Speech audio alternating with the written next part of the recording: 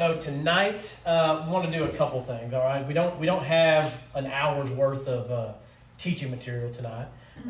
So hopefully we're going to have some good application tonight. I think there's going to be one thing that we look at that could be. I mean, I don't know. I thought it was potentially fairly life changing for me, and it didn't even necessarily have to do with prayer. So that's kind of a cool thing. So we're going to talk about that a little bit. Dunbar's number. Y'all ever heard of Dr. Dunbar, the one and only? I always call this person Dr. Dunbar because I don't know if it's a guy or a girl. I can't. It's like Robin, but I don't know if it's like Pat Green, right? That could be, that flows. It travels. It could be guy, girl. Some names don't travel. Robin does. So anyways, tell me about, I think Dr. Phone last week told me that he kind of stopped at talking about gratitude and then confession in our prayer life. So let's just like highlight one of those things. How did the last week of gratitude look? Anybody want to throw out something that you were like, this was enlightening? I practiced blank and it went well. Anything along those lines? Anybody? Not everybody wants. You overwhelmed me. I was new last week. It's unfortunate. I gave you the paper. I can't read. Man. Wow. Wow. Anybody got anything on just gratitude in general? Anything that you practice? I think it's one of the easier ones, but Interesting. he was saying maybe the hard part is like no matter what your circumstance. So Yeah. you know, it's, There's some sometimes seasons. gratitude's easy. There's some seasons where gratitude sucks. Who here would say that giving God gratitude, and let me like narrow it down just a little bit too, because I do think, hey, oh no, you're in a lot of trouble. I do think that gratitude is one of those things that, depending on the season, it can be very easy. Depending on the season, it can be very hard. One of the cycles that a lot of people get in their prayer life when they're doing gratitude, it's just a cycle, and it's really kind of hard to break free from, is you kind of learn the Christian lingo. What's the Christian lingo? Dear Heavenly Father, thank you for today. Thank you for all the many blessings that you've given us. Thank you for this food. That's one of my favorite prayers, right? Thank you for, and then you just kind of move on, and like that's the gratitude. And the deal is, because it has become a part of our lingo, dear Heavenly Father, thank you for this day. Thank you for all the many blessings you've given us. Who here kind of has like something similar to that, like in their prayer? Like I totally do. In fact, that's like the reason that was so easy for me, because that's the one. That's where I go. And so because it becomes a part of the lingo, like the repetition, sometimes it loses its significance through the repetition. Y'all with me on that? Like sometimes saying I love you to your spouse can become so repetitious that it can lose its significance to where you might have to, for your own sake and for your spouse's sake, say, hey, I love blank about you, right? Change the game up a little bit. So gratitude can be kind of complicated at times for us because of the repetition. So let me just ask you, who here would say that like in your prayer life, gratitude is naturally easy? There's going to be, all right, so a couple of you. Yeah, so just to give y'all like a kind of an overview, there's 4 primary principles of prayer. 4 primary principles of prayer. Man, that is a good Baptist line right there. The 4 PPP. I don't know. That was just that. I don't know where I'm going with that. Anyways, but like the 4 principles are gratitude, confession, intercession, and the last one is like praying for yourself. Whatever word you want to use for that right there. And typically in a group of people, if I were to say, hey, who here is going to do really well with gratitude? Like, so 3 of y'all kind of nodded your head. It's usually about quarter of the room. I mean, like most of the time, that's about quarter of the room. I'll move to confession. Like, hey, who here really does confession in their prayer life really well? Where like you really bring your sin to God and you're very honest with that, and you kind of deal with that in your prayer life. There's going to be about a quarter of the room that usually does really well with that. When it comes to intercession, about a quarter of the room. When it comes to praying for ourselves, That one's an interesting one because in America, even the people who suck at praying for themselves are still probably better at praying for themselves than like a lot of other cultures and things like that. Just because like in our culture we are so individualistic. Everything about us from the time that we're very little has forced us to look in the mirror rather than looking like outside. And so that one's kind of an interesting one. But yeah, I mean, it just seems like there are people who are naturally good at giving God gratitude. And that's okay. Like if that's you, like praise God for that, because I think that it can be a very, very powerful tool for you. So let me just ask y'all one last time, see if anybody had any revelation here. Is there any practice of gratitude in your prayer life that you're like, hey, this is really good for me? Me doing blank with my prayer life is a positive thing. It enhances my prayer life, or anything along those lines. Anybody got anything? I've been trying to do kind of like what you said, finding the different things to be thankful for every day. Yeah. Like the, different stuff. Yeah. So, How's that working for you? good. I mean, it makes you, like you say, kind of not so, like, just sticking to the script. Like, thank Yeah. you for our food, thank you for our blessings. Like, how, like, what blessings? Yeah, what blessings, like breaking the it down a specifics. little more. Let me ask you this. Do you have a hard time getting the list started, and then once you kind of get it started, it flows pretty Sometimes, yeah. freely? Interesting. Okay. That always happens to Yeah. me. I'm not a gratitude person. Especially like trying to change it up. Like, if you're doing like different stuff every day. Yeah. Like, Yeah, it can be hard. I'm the person that can look at a good thing and be like, oh crap, well this is coming next. I've always been that way. It has helped me in life in some areas. It's really hurt me in life in other areas. But yeah, I've noticed that like with me, and I think with other people like me, or not even necessarily like me, but they just don't, gratitude doesn't come quite as natural. That oftentimes when we're trying to get that list, like the first 5 things on that list, like so my goal is 10 things. On the first 5 or 6 things on that list come very hard. Like I gotta think about it. If I'm using a timer, then like most of my time will be ate up with the first 5 or 6. And by the time I hit like number 7, I'm just, oh yeah, and then like boom and boom and boom and boom, and it kind of keeps going and going. And by the time you get to 10, it's like, man, I might be able to just keep on going with this for a while now.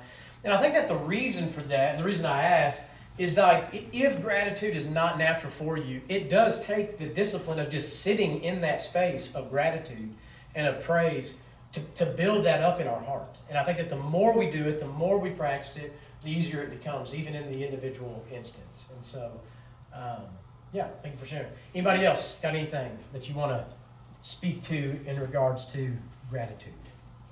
Being thankful can change your own heart Yeah, and how you feel about whatever it is you're praying about. man, it can. So there has been some studies, some neurological studies recently that have shown that gratitude and anxiety cannot exist in the brain at the same time. Now, you can flop between one or the other very quickly. But when we are in a place of gratitude mentally, it's impossible for us to be in a place of anxiety. I thought that's incredible because the Bible speaks so clearly, don't be anxious for anything. In all things, give thanks. And it's like, wait a minute, Paul, like you're not a neuroscience. You don't have the technology that we have today. It's almost like maybe God was putting something in your mind as you were writing there to help people understand, like, okay, like if we want a cure for anxiety, we got to be people of gratitude. And it's hard. It's hard. Like it's not, I know that sounds crazy, me saying that we have a God who loves us. We for the most part, in America, we live pretty comfortable lives. But yeah, just gratitude can be hard. It can. It was hard for people 2,000 years ago. It's hard for people today. Let's talk about confession. What about that? Who here would say that like you typically do a really good job of dealing with your sin in your prayer life? There, are y'all gonna be the room that breaks it? Okay, 1. It's a work in progress. I need somebody else so that way we don't break my stats here. All right, great. You are. Yes, sir. Yeah. Yeah, I tend to focus on that part of prayer than any other thing. Good. What are some things? What are some things that maybe y'all have practiced that y'all have done that have helped y'all as you deal with your sin and as you think about it, as you confess it, and then even consider, what to do after that. If I got any feedback there. Well, I know for me, since I go to the Dallas traffic area so much, that really brings out my anger, frustration. But what I've been practicing is before I start driving my route, I do pray. It's like, hey, help me with this task, help me control my anger emotions. And I do find that not only my stress level, but my anger level throughout my workday has come down. And although I hit and miss on it, but when I get back, I try to pray, like, hey, thank you for overseeing my route. Yeah, good. So George Buttrick is a guy who wrote a book called Prayer. And it's really one of the seminal books on prayer that has been written in quite some time. And, he talks about, his regiment of prayer, which is kind of what we're outlining for everybody last week and then this week. And he talks about those 4 key principles. And he talks about that they need to be done in order, that you don't need to skip around. You don't need to do confession first, gratitude second, or praying for other people first, praying for yourself, confession, gratitude. Like gratitude comes first. Because of that exact reason that you said, it puts us in a place where pretty much whatever comes next, we've set the stage to give God praise, to give God glory. And that really does in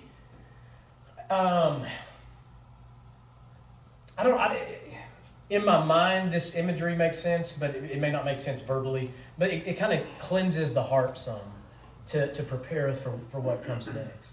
Talk about a couple things with confession that I'll just say. Maybe Dr. Fulton's already said this, and if you did, I apologize for being repetitive. So I am a confessor, and we'll talk about confession to other people in a few weeks. I hate that, but like when it comes to God, it's like that's just where my mind goes. Like I can skip gratitude, I can skip praying for you, I can skip praying for my mama, I can skip praying for myself, and I can just jump to like no worse. I feel like King David sometimes in some of his psalms. Like where he's like some days he's like, man, I'm the God, I have no sin in my life. I'm the greatest person that's ever lived. And then like in the next psalm, he's like, I'm the worst. Even in my mother's womb, I was sinning and stuff. And so, I feel like I'm on that roller coaster all the time. So there's a couple of things when it comes to confession in our prayer lives that we got to keep in mind. One of those would be like, think of what God did for you before you even confess a sin. And so for me, it's a kind of a ghastly thing. Some people don't like it, but it's important for me. Like, I need to imagine Jesus on that cross as best as I possibly can. And so, like, imagining that nailed, scarred, bloodied hand nailed to that cross, it's just something that I'm just like, golly, like, whatever I'm about to say, there's some blood that's already been drained to pay for it. And it's very helpful. The second thing that I would say about confession is call your sin what it is. Don't come short of that. Don't go beyond it. All right?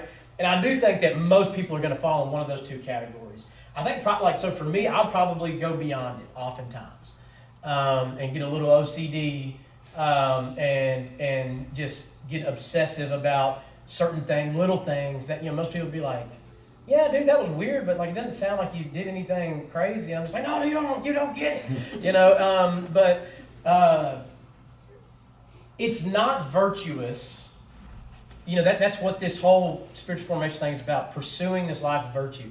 It's not virtuous to be harder on your sin than God is.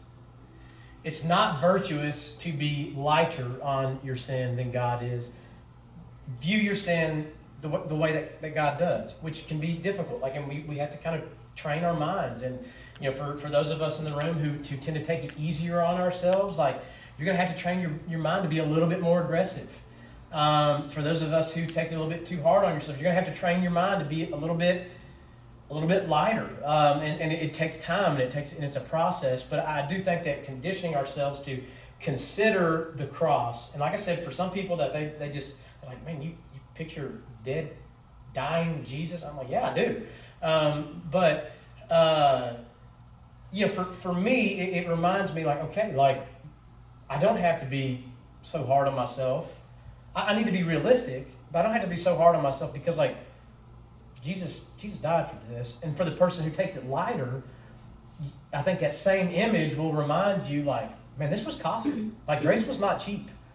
It didn't cost you anything, but man, it cost Jesus the cross, and it wasn't his cross to bear; it was mine.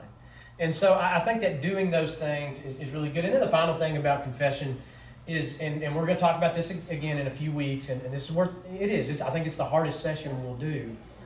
But, you know, when it comes to confession and prayer, we have to acknowledge that, if you're like, okay, I'll give you like some patterns that you can operate with. If you're like a John Mark Comer fan, John Mark Comer is going to tell you, hey, like any sin that you do, like you need to be telling that to somebody else. So that would be one side of the spectrum.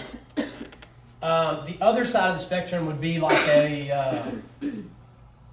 I don't know, like a John Piper, maybe a John MacArthur, who like rarely ever talks about confession to somebody else. So like those would be like the two sides of the spectrum. You know, I probably am somewhere in the middle at this point in time. I do that there will be some sin that we confess to God and we bring that to him privately, and it's done. Like it's like the work, so to speak, is done right there. There's going to be other things that we're going to have to do something, though. Whether that's bringing that confession to somebody else, to a trusted brother or sister, whether that's doing something to repent of that sin.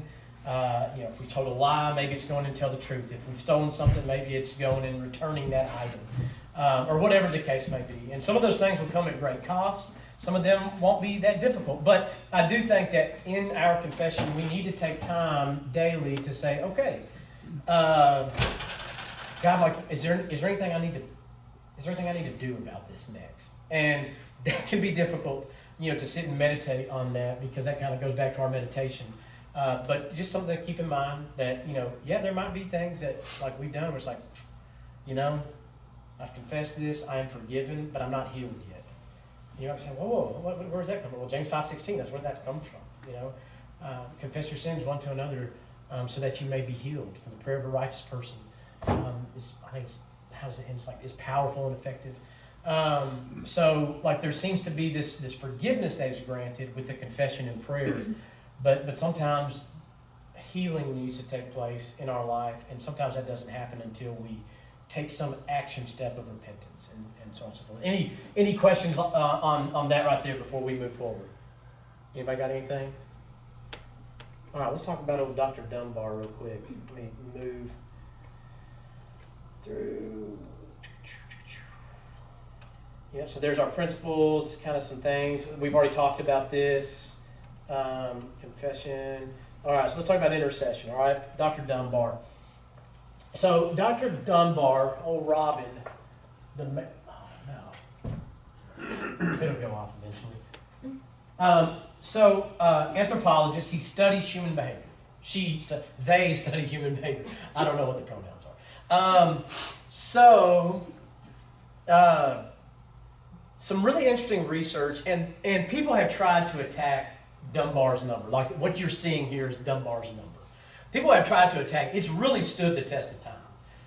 And nearly everybody that attacks it, they're trying to like bring in new weird stuff like, well, social media changes this. It's like, yeah, but social media is not real life. And so it hasn't really... So like if you were to Google Dunbar's number, you're going to see like the first 5 or 6 articles that pop up are like, Dunbar's number is done and stuff. And it's like, not really, because like I said, social media is not the real world. So let's just talk about this really quickly, because what we're talking about here with Dunbar's number is intercession, praying for other people.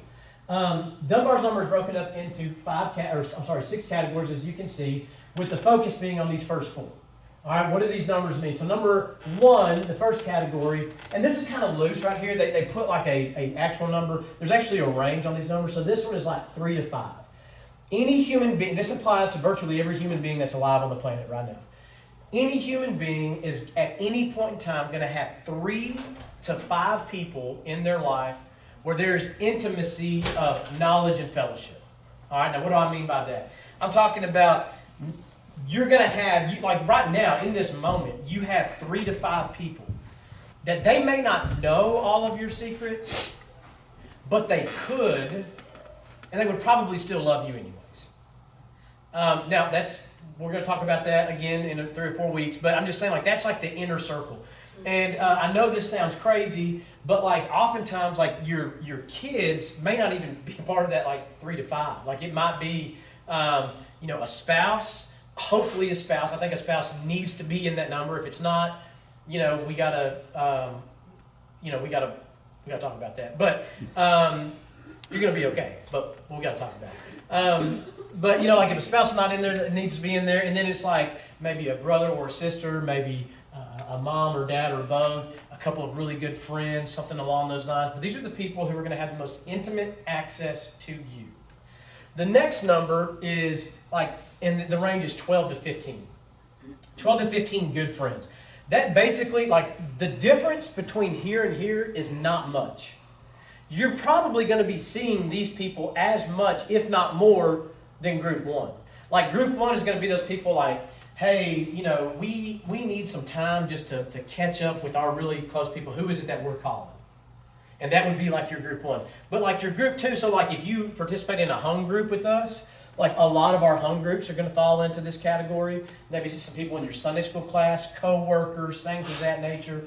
But there's going to be like 12 to 15 people who have access to you. They know a lot about you. They can probably talk about your hopes and your dreams, your fears and things like that. They're not going to have quite the intimate access that the first group does, but they're going to have some pretty major access into your life. The third group ranges, I want to say, and I could be way off here. I want to say it's like from 30 to 50. I've seen some go up, I think, to 70 or 75, but I could be making that up. So let's just like keep it at 30 to 50. That would be just like friends that you're saying, hey, like we're hanging out. Like, I'm not like probably calling you to invite you over to the house for either one of the first 2 groups. But when it comes time for, our 3-year-old birthday party, that really is more for the adults than for the kids because they're only 3 years old. That's cool. Nobody's talking about that right now. Like that, like those 50, that group of 50, like that would be like the group that gets brought into that. So there's still going to be some really close connections here. Then you get to the 150. And these are the meaningful contacts. What is a meaningful contact? A meaningful contact is somebody that if you had a need, they're probably able to meet that need in some capacity. Like an actual village type mentality where it's like, hey, I haven't invited them over to my house in a year. I haven't seen them, talked to them very much, but we are around each other enough because we are kind of in the same village, same community, that now I don't feel ashamed to come to them with a favor. I don't feel bad for saying, hey, I really need some help here. And they probably would not feel ashamed, or they probably wouldn't feel like they're being guilty of something. Oh yeah, like I'll be there to help you. Like totally, sure, let's do this. And one of the interesting things about these first 4 categories here is what Dunbar found is that the majority of like early villages maxed out at about 150. Why? Because anything outside of that, you were having villagers that were not getting their needs met. But like when you put like 150 people together in a community setting, essentially everybody's needs could get met by the other group.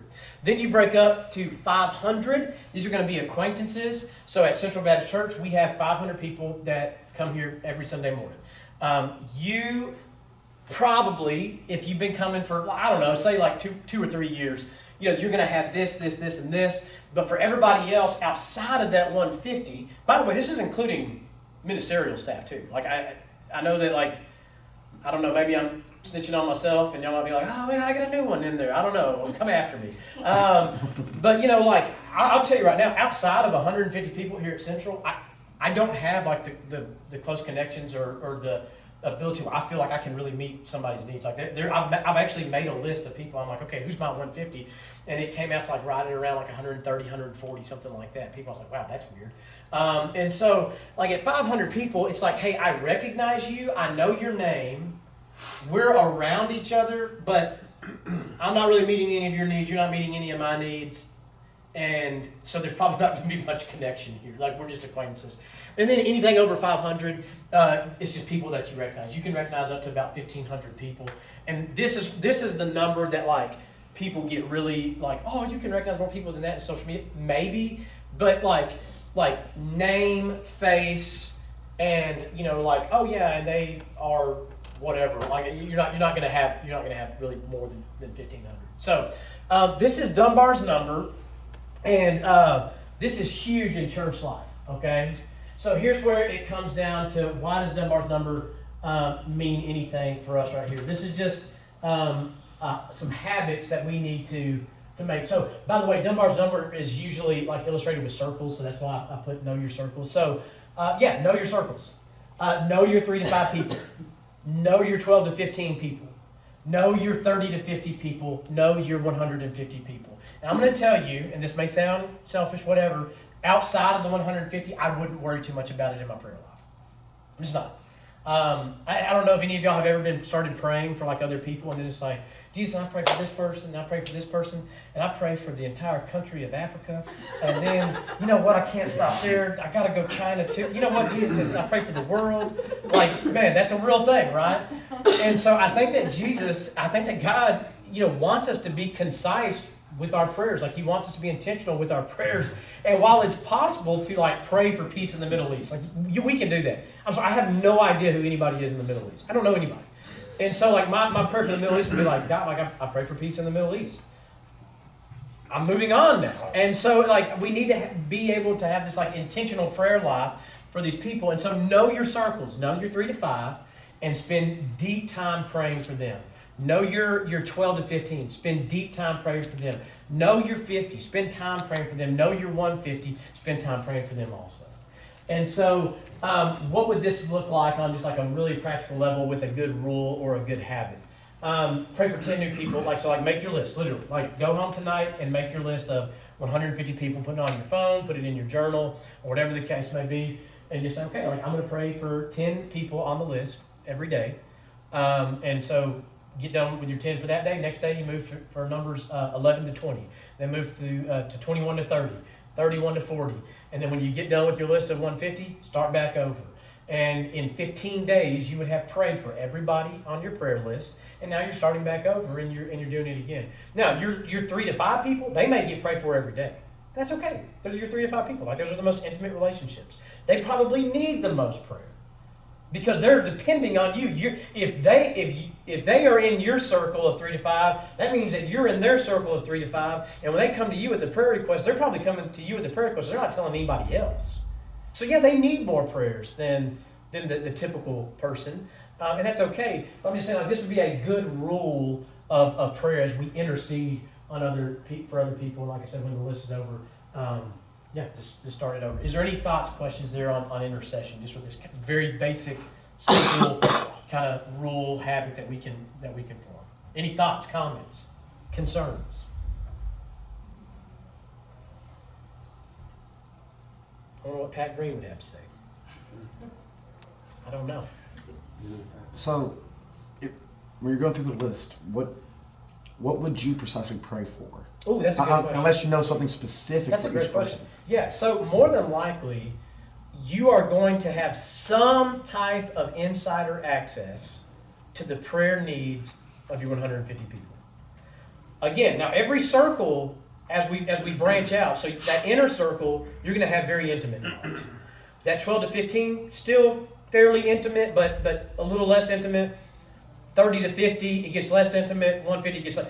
And so like we need to acknowledge that we need to be okay with it. Like if you're not, if somebody is not kind of in that inner circle or in that close friend circle, it's okay. Like pray as best as you can for them. But more than likely with that 150 people, you're going to have some kind of insider knowledge of like, oh, okay, this is what they need right now.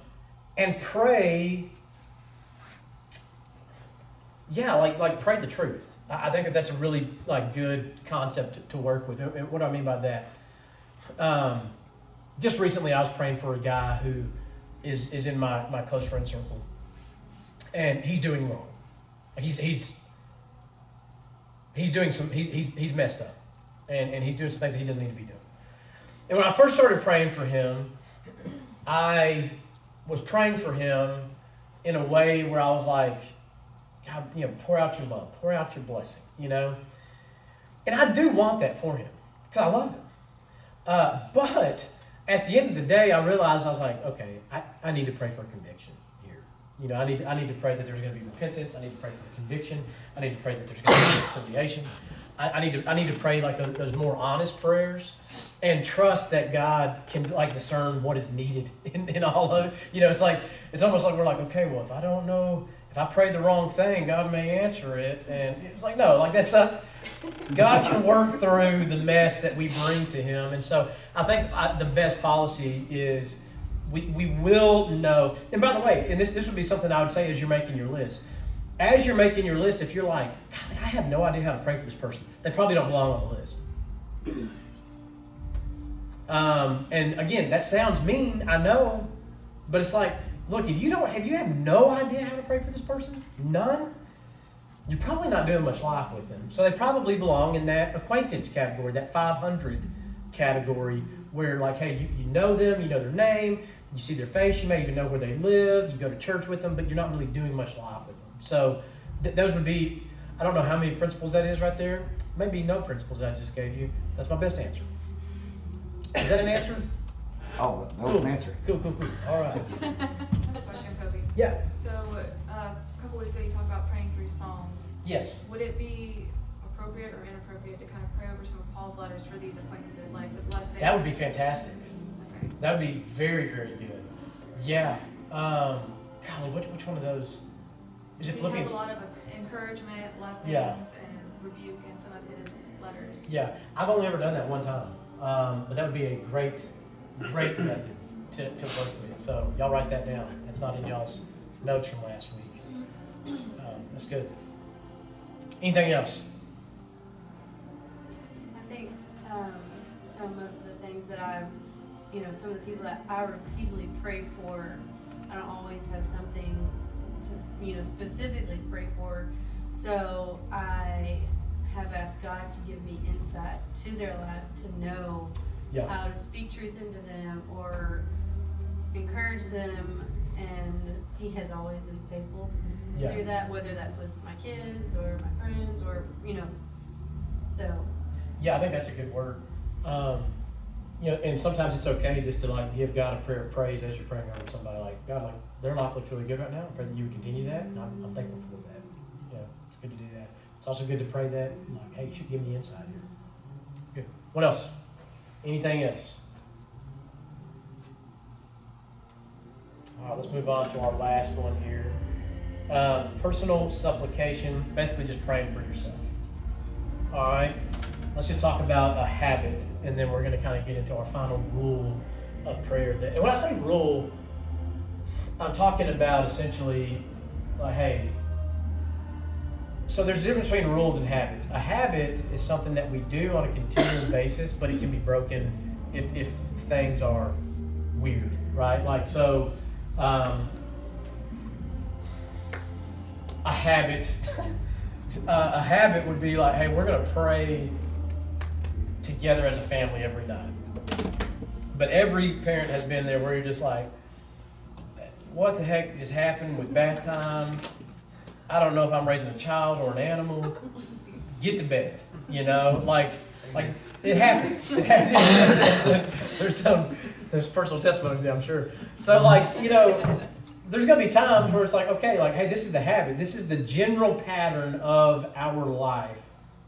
But there's gonna be some days that we miss, and it's okay. Like, just pick the habit back up as quickly as you can. A rule is something where you're saying, hey, this is my thing that I'm living by. And so I would say, just to go backwards really quickly, these are some habits that you can do to enhance your prayer life as you're praying for other people. These are habits, right? But this right here has to be the rule. I'm going to intercede on behalf of other people daily. It's my rule. I'm not breaking it. And if I do break it, I'm repenting of it as quickly as I can, and I'm getting back on the rule. And I would say, I hate to impose something that's been good for me on somebody else. So this is what I would say. George Buttrick, his principles for daily prayer, number one, he's basically getting this primarily from the Lord's Prayer. But I would say that like this, in the order that it's in, you need to at the very least consider it to be a rule for your prayer life, rather than a habit. Now, again, I've had people, I've presented this a number of times here at the church, and like nearly every time I do, people are like, I really need to start off with blank, and I'm just like, hey, that's cool. Like if that works for you, that's awesome. But don't like at least give this a try first, and if it works, like I think it's a pretty good rule to kind of live by. So that personal supplication there when we're praying for ourselves, I think that like a good habit, and quite frankly for me, I think a rule needs to be pray for yourself last. Now, why is that?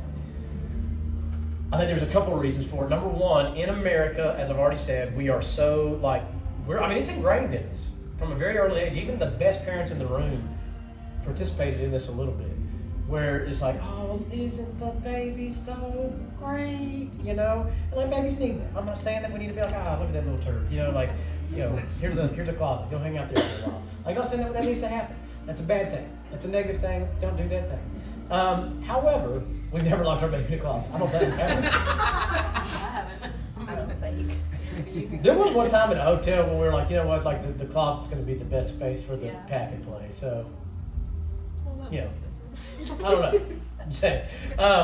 So, anyways, that being said, like we just had this thing ingrained in us to like think more of ourselves more often than we do anybody else, and it's been a thing that not just for us as Americans, but like Paul had to deal with it too. Consider other people as more important than yourselves. It's a very hard thing. Why is Paul giving that command? Because the more natural thing for us once we start sinning is to think of ourselves as more important than other people. Okay, we'll put ourselves last on our prayer list. But don't forget yourself. Like you can't do one or the other, right? Like you have to do both.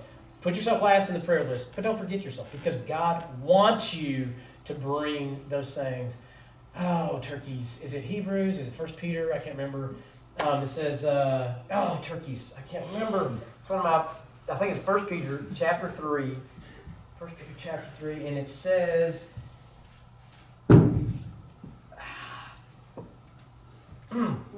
well, you know what? I'm just going to move on. But I know the last part, it says, casting all your anxiety upon him because he cares for you. And I can't remember how the first, there's this two verses. I can't remember how the first verse goes. Anyways, whatever.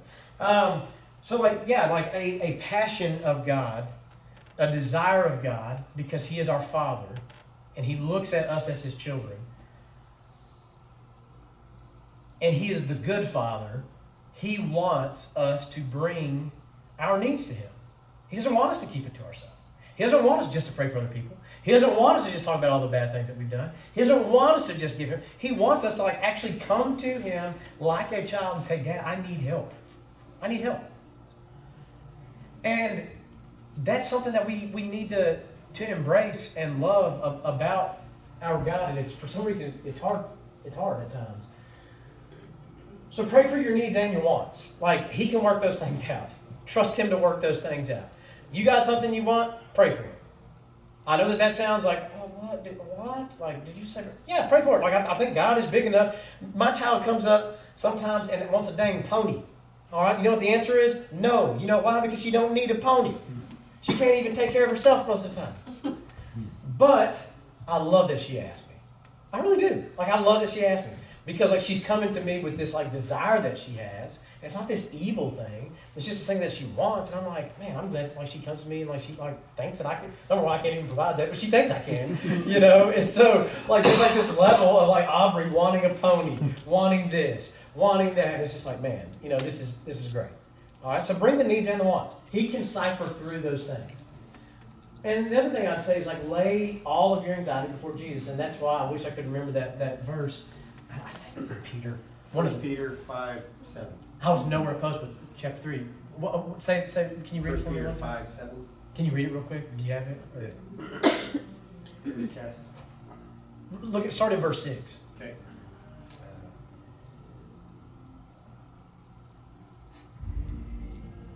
Therefore, humble yourselves under the mighty hand of God, that he may exalt you in due time, Casting all your cares upon him, for he cares for you. Okay, now here's the deal. There's something interesting that we do with that verse.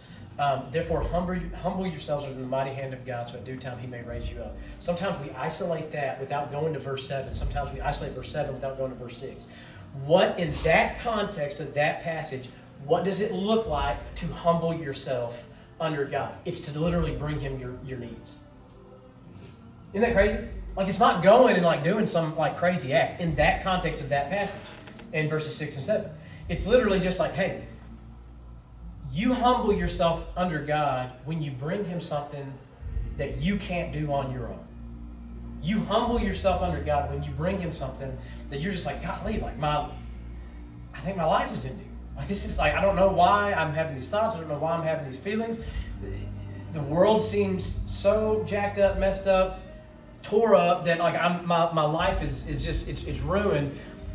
So humbling ourselves before God is not like going and me trying to fix my life so I can bring God this pretty platter of a life and be like, hey, look, I humbled myself. Like, I took care of all the needs. It's like going and say, I don't have this. I don't have it. So all this anxiety, all this stuff that I'm carrying, I'm going to bring it in front of you. This is one of the rules of prayer that I would say we have got to embrace. Got to embrace. And I think that if we embrace this rule, this is not a habit, this is a rule. Psalm 51:6. Does anybody know Psalm 51? Kind of what's going on with Psalm 51, what that prayer is about. Anybody got any clues? David's confession. That sure is. What does King David do? All right. King David doesn't go off to war with his troops. Okay. Messed up. Not a huge deal. Let's call the sin the way that God calls the sin. We're not going to make a bigger deal of that. Some people are like, see, this is why David did all this messed up stuff. He didn't. Well, no, he did. He made one mistake. The one mistake, they were not necessarily connected. But that's where I guess the stuff kind of started. So you had this one thing. Then he goes out on his roof. He sees a woman bathing. Says, man, she's really pretty. And instead of just saying she's really pretty and moving on, he's like, oh, man, she's really pretty. So let me go and talk to my homies downstairs. They're going to go talk to her, bring her to the palace, and we're going to do our thing, right? So, I mean, at best, you have a coerced consensual, I don't even know if you can call it coerced consensual.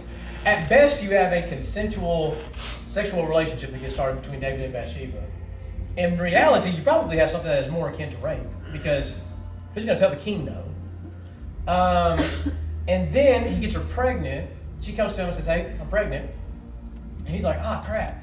It's time to repent. Let me give God all my sin. Nope, that's not what he does. He's like, okay, well, how can I fix this? So he tries to set up one of his 30 mighty men.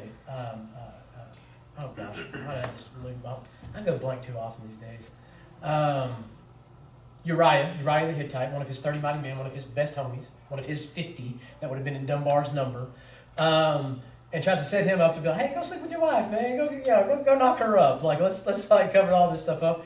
Uriah won't do it because his men are out in the battlefield doing their things. Like, no, I can't do that. So then, David's like, you know what? You're right. It's time for me to repent and go tell Uriah that I got his wife pregnant. No, that's not what he does. Instead, he takes it one step further. He's like, okay, well, I'm just gonna kill this guy. Like, we're gonna just take him out, and then once he's dead, I can take his wife to be my wife, and everybody will think that this is great. And that lasts for a while until a prophet has to come and call David out. And Psalm 51 is the aftermath.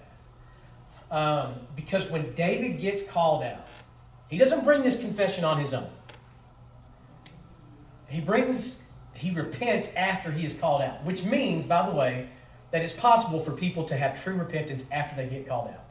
In a perfect world, people just bring that confession forward themselves on their own 2 feet, but we don't live in a perfect world, and if we did live in a perfect world, they wouldn't have to confess anything anyways. But it is possible for people to have true repentance when they get called out. David gets called out, he has true repentance. He writes Psalm 51. And in all of the Psalm 51 stuff, he's basically just like proclaiming these truths about God's character. There's so much deep stuff there. We don't have the time to scratch the surface. So let's just focus in on what you see behind it. Verse 6, to me, is one of the most powerful verses of Psalm chapter 51. as David is bringing this confession forward. He says, "Behold, you, God, delight in truth in the inward being." What is a rule of prayer that needs to come from this very short verse? Whatever you got, lay it all out. Lay it all out. I used to try to please God with prayers that were just not true. Like, anybody ever sang the song in church, "I surrender all," and then when you get done singing, you're just like, ooh, I'm not sure I told the truth there. That's a tough one. And if spiritual formation and the work of spiritual formation is even remotely true, then that song is actually false for pretty much everybody who's singing it. Not everybody, but for most everybody in the church who's singing it, right? Like in reality, it's like, I am in the process of surrendering all. That just doesn't sound good, Like that is. We'd have to add just some things there. I'm not a musician, so I don't know how to make that work. And so, like, David is just like, he's just like bringing all this stuff, and he's like, look, like this is who I am. God, you didn't want me to bring a sacrifice. You wanted a broken and contrite heart. And so then he just starts laying out. He's like, restore to me the joy of your salvation. Don't cast your Holy Spirit away from me. I mean, just like he's bringing all of his fears, and he's just like, God, this is what I don't want you to do. This is what I'm asking you to do. You're God, so you're going to do it, whatever you feel like is necessary. But like just all this inward honesty, these things that he had been holding in while he's trying to conceal his sin, he just brings it out in this psalm and this prayer.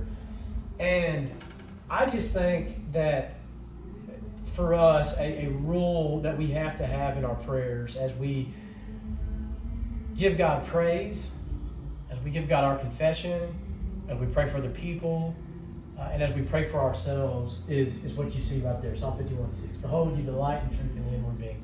God actually takes great pleasure when the truth comes out. And I'm even going to say this right here. I don't know if I believe this, but I think I do. So we're gonna lay it out there as if I'm 100% convinced of it. I think that God delights in truth so much that even when the truth is ugly like God, I want to be surrendered in this area of my life, and I'm just not. And I don't know when I will be ready. And I just need your help. I think he takes a lot of pleasure in that. Because that prayer is going to carry more weight, more power, and be more delightful to God than me saying, yeah, God, I'm ready to follow you wherever. One's a lie, the other one's the truth. And if David was right as he's praying the psalm out, then God delights, he delights in that truth in the inward being. So I think it's okay. Like bring those prayers, and don't be ashamed to tell God hard things. He already knows. He already knows, and he loves you anyways. He loves me anyways. So that's good news. Any thoughts, comments, questions there?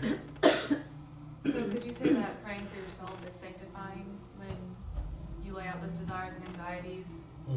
You force yourself to recognize some things and you allow God to work in you? Yeah, 100%. In the world of psychology, they would tell you, again, and we're going to talk about confession in a few weeks, you have the spectrum that Baptist evangelicals tend to work with.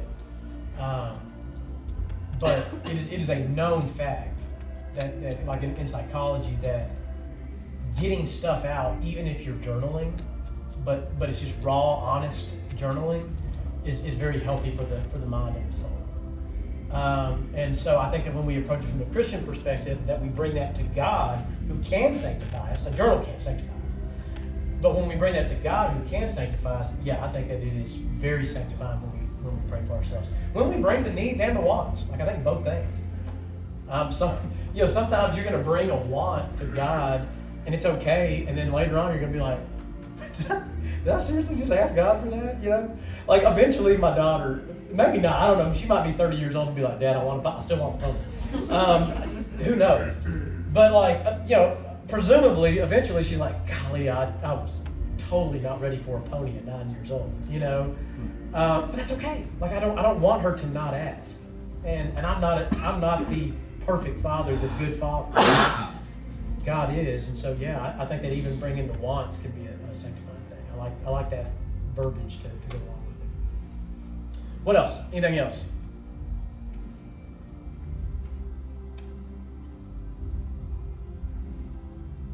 I think just as you were talking about the different, like, order of prayer, although although I would be putting myself last, which is how it should be, there are other people who are putting me at the top of the list. Oh, yeah. And I think that is the whole picture of When what- prayer's done right. Yes, When prayer's done right.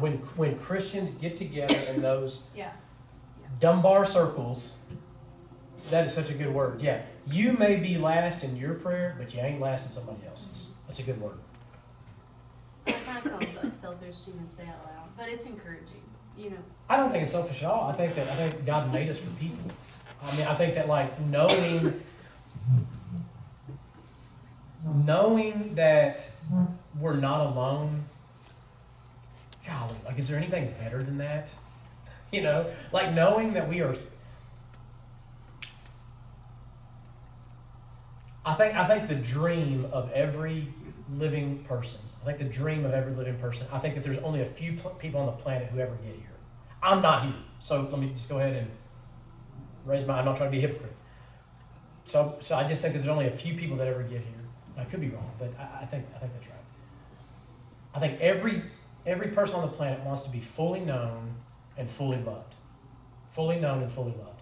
I just think that like the reason we're not is because we have a distorted view of love, and I think that we also hide from people.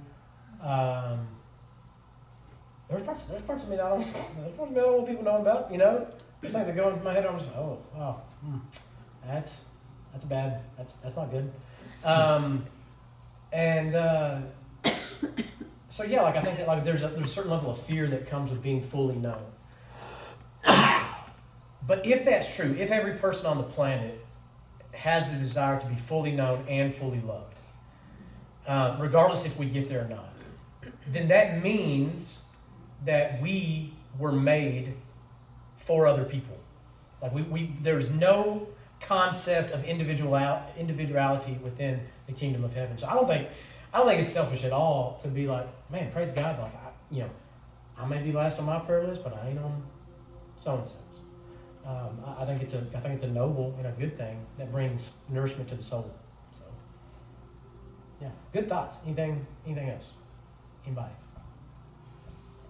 Do you have something? Was that just like the Kind of. Last week he talked about how like the little recital prayers that we learned, in grade school or at the table or whatever. Yeah. He said, I can't remember what he said, but the idea was like, you got to graduate from that. I think that's for me, because prayer life hasn't really ever been a big part of it. Mm-hmm. So at least developing a habit wise, starting at that location and using this to chase it out in different directions. Yeah. I don't think, I don't know the right word. Liturgical might be the right word. I don't think that there's anything wrong with prayer liturgies, meaning that like, hey, I know exactly what I'm about to pray, and I'm going to pray it, every day or something. I don't think that there's necessarily something wrong with that. But I also think at the same time, like if you stop there, so like using the graduation, right? Like when we graduate high school, we better not forget math. Oh, right. Like we better not forget the pi. Right. You know what? Pi's never helped me at anything. So I don't even know what pi. 3.14 is that? 3.14. Yeah, the only pi I know is. But I mean, like, even Jewish, they would have the Shema, and that would be the first thing, Yes. and then they would go into the other Maybe parts of something like that, get your prayer. heart into the prayer stance, and then Yes. you should graduate. should graduate to. People who use those liturgical prayers, that's exactly what they say about them. So C.S. Lewis has I can't even remember which book it is, but he has like C.S. Lewis was not a big fan of Baptists. It's not that he hated us like as people, but he just thought that our denomination is stupid. I'm not about to argue with him, you know. Like when I get to heaven, I'm not gonna be like, dude, you were wrong, you know. Like then he just like owned me. But one of the things that he said about like the Anglican church services that were very liturgical is he's like, how when your pastor, like the Baptist pastor type, like gets up to say a prayer, he's like, how will I know if I agree with the prayer? It's like I don't. Like I just have to listen and then respond on the fly. He's like, but when my pastor gets up, I know exactly what's coming and I can affirm all of it. So like I can like participate with my pastor. Now there's a part of me I'm just like, what? But you know, like for him it worked. You know, like and I think that the guy really connected with God. So I think, yeah, like the people who use those liturgical prayers, like they kind of use them to get their heart right. And I'm almost, I mean, I would say I'm almost experiencing a little bit of that right now just with, I told y'all that Psalm 73 has been a huge psalm for me. And like when I'm like reciting that in my head, like I've got to the point now where I'm like, okay, like it's lost some of its newness, but like it is starting, I see it getting my heart ready for certain things. So maybe there's like a both and, but yeah, I would agree, like there does need to be a certain level of graduation where, you know, where we're doing this right here, and I don't know that we can get here just reciting what we already know. Yeah, that's a good thought.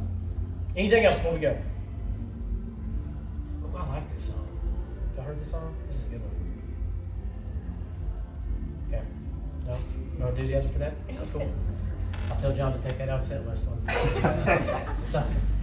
All right. Hey, so a couple levels of homework that I want to give. I want to really encourage like get these things done. I think that they are actually y'all's handouts from last week, but I really want to encourage you to get them done. Make your list. Make your list. You can put it in the brackets. I'll put this back up there if you want to take a picture of it on your way out.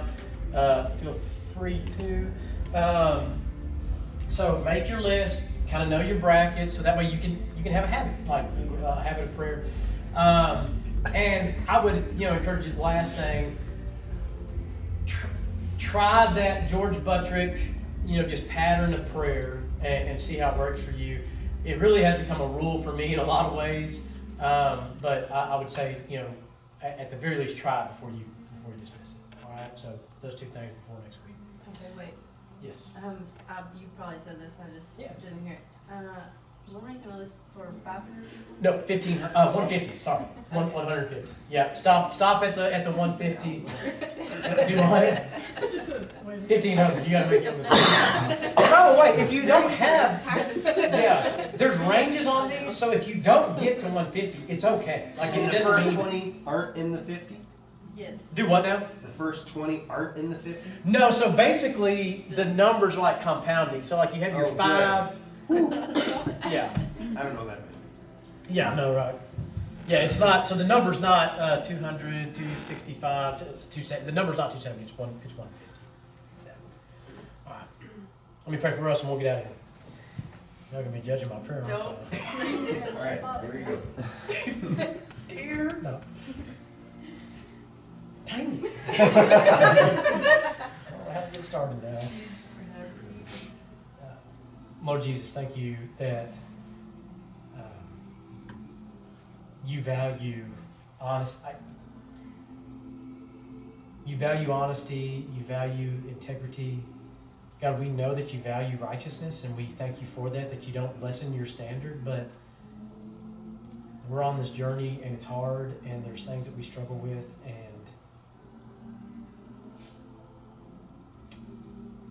I appreciate your patience and sympathy towards us.